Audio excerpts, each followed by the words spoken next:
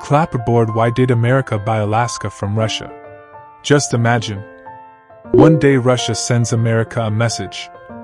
Hey, want to buy a huge frozen piece of land? America replies. How huge? Russia says. Let's just say, you'll need to zoom out on Google Maps. And the funny part? America actually bought it. But why? Did America suddenly decide to start collecting snow? Let's find out. What even is Alaska? Today, Alaska is the largest state in the United States. It's so big that several countries could fit inside it. But here's the surprising part. It wasn't always American. Alaska actually belonged to Russia. Now think about this. Trying to manage land that far away back then would be like trying to fix Antarctica's Wi-Fi while sitting in New York. Not exactly easy. Why did Russia decide to sell it? Back in the 1800s, Russia started thinking, this place is far away, freezing cold, hard to manage, and expensive. Then another concern appeared. What if future conflicts made it difficult to keep? Russia basically thought, better to sell it than lose it. And that's how Alaska ended up for sale.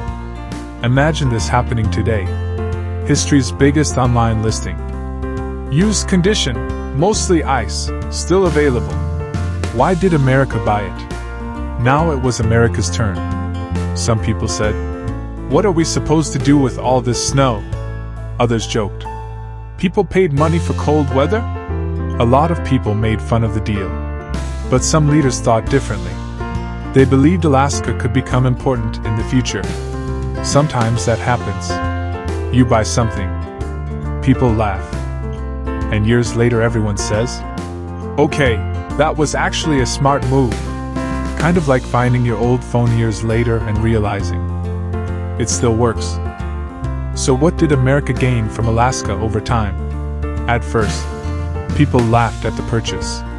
They said, you spent money on ice? But as time passed, the story changed. Today, Alaska is more than just a snowy place. Alaska became important to America in several ways. It contributes to energy production. It supports industries connected to natural resources. Fishing and trade also play an important role. Over time, people realized something. Maybe that decision wasn't as strange as it looked. Now imagine this. The same place people once joked about later became far more important than many expected. And maybe somewhere, someone quietly said, wait, they weren't buying snow after all. So, America didn't buy Alaska because it wanted more cold weather. There was long-term thinking behind the decision.